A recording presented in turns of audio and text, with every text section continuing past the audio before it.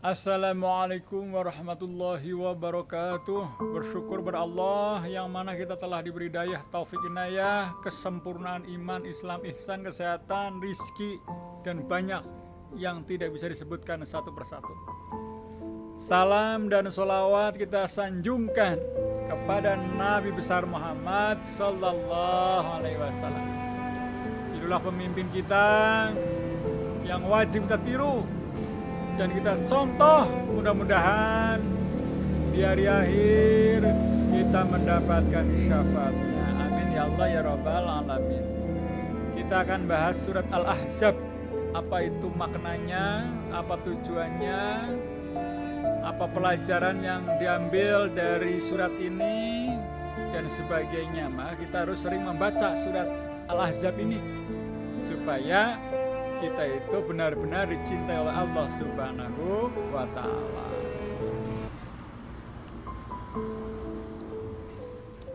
Al-Ahzab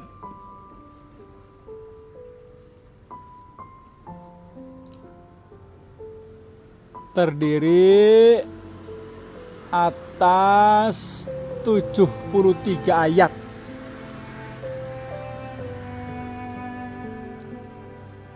Termasuk golongan Madaniyah, diturunkan sesudah surat Ali Imran.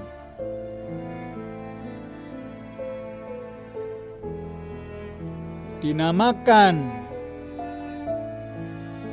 Al-Ahzab, artinya golongan-golongan yang bersekutu.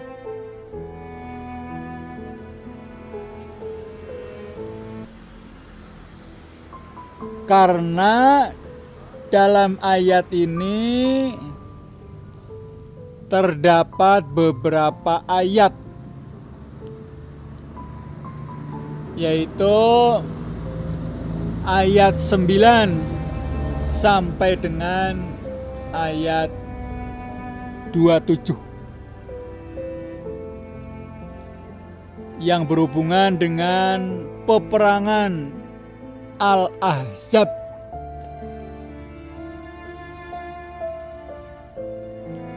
Yaitu peperangan yang dilancarkan oleh orang-orang Yahudi, kaum munafik, dan orang-orang musyrik terhadap orang-orang mukmin di Madinah. Mereka telah mengepung rapat orang-orang mukmin, sehingga sebagian dari mereka telah berputus asa dan menyangka bahwa mereka akan dihancurkan oleh musuh-musuh mereka itu.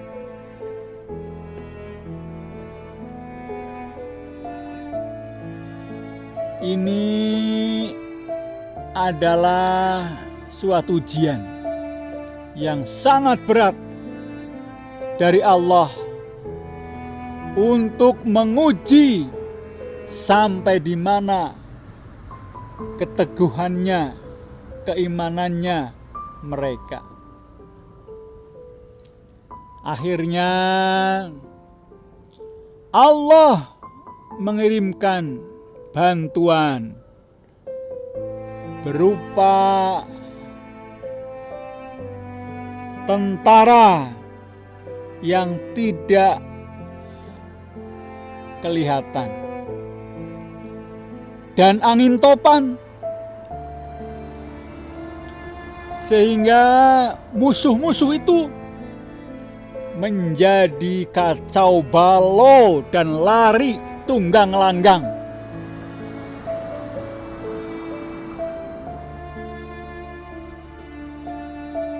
Maka pokok-pokok isinya dalam surat Al-Ahzab ini, satu tentang keimanan. Cukuplah Allah sebagai penolong dan pelindung. Takdir Allah tidak dapat ditolak. Nabi Muhammad sallallahu alaihi wasallam adalah contoh dan teladan yang paling baik. Nabi Muhammad sallallahu alaihi wasallam adalah Rasul dan Nabi yang terakhir.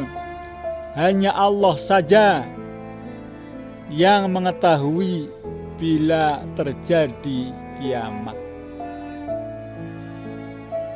Yang kedua, tentang hukum-hukum. Hukum zihar, kedudukan anak angkat, dasar waris mewaris. Dalam Islam ialah hubungan nasab pertalian darah. Tidak ada iddah bagi perempuan yang ditalak sebelum dicampur. Hukum-hukum khusus mengenai perkawinan, ya, mengenai perkawinan Nabi dan kewajiban-kewajiban istri-istrinya. Larangan menyembelih,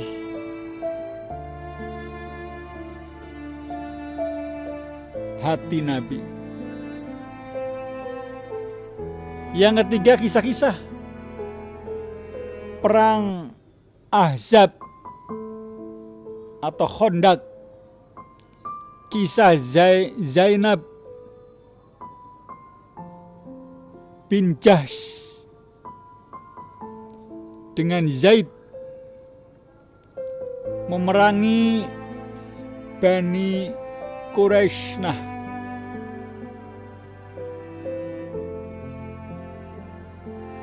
Yang keempat, penyesalan orang-orang kafir di akhirat karena mereka mengingkari Allah dan Rasul-Nya, sifat-sifat orang-orang munafik. Saudara-saudara, kaum muslimin, muslimat rahimakumullah.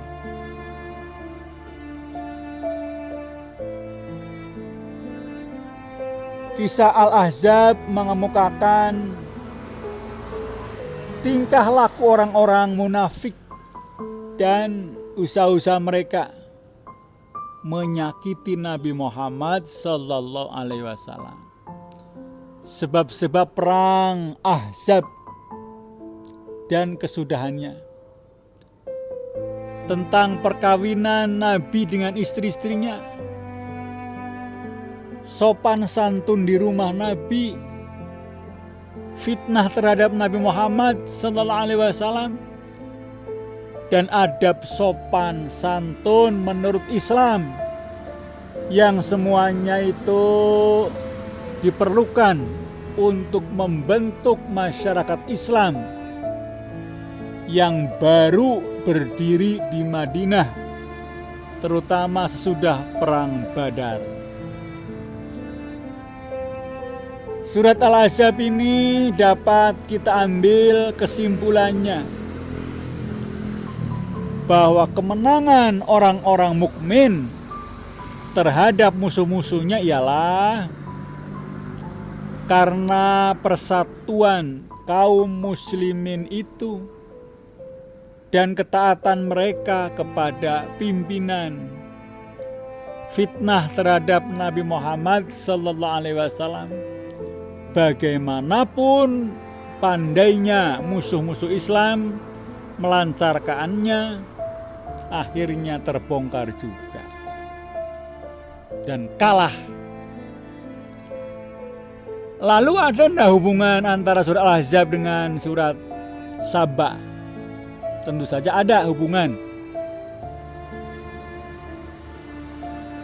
Satu, pada akhir surat Al-Ahzab disebutkan bahwa Allah bersifat maha pengampun lagi maha penyayang. Sedang di awal surat Saba disebutkan pula sifat yang demikian itu. Yang kedua, pada surat Al-Ahzab diceritakan bahwa orang-orang kafir menanyakan bila terjadinya hari kiamat dengan maksud memperolok-olok Nabi Muhammad SAW. Sedang dalam surat Saba diceritakan pula bahwa orang kafir itu menjadikan berita hari kiamat bukan saja sebagai olok-olokan, bahkan dengan tegas mengingkarinya dan mencela orang-orang yang percaya kepada hari kiamat itu. Demikianlah yang bisa saya sampaikan. Kita harus sering membaca surat Al-Ahzab ini karena banyak peristiwa-peristiwanya, maknanya, dan pelajaran yang bisa kita ambil sehingga kita benar-benar dicintai oleh Allah Subhanahu wa taala. Kebenaran datangnya dari Allah Subhanahu wa taala, kesalahan datangnya dari saya sendiri. Assalamualaikum warahmatullahi wabarakatuh.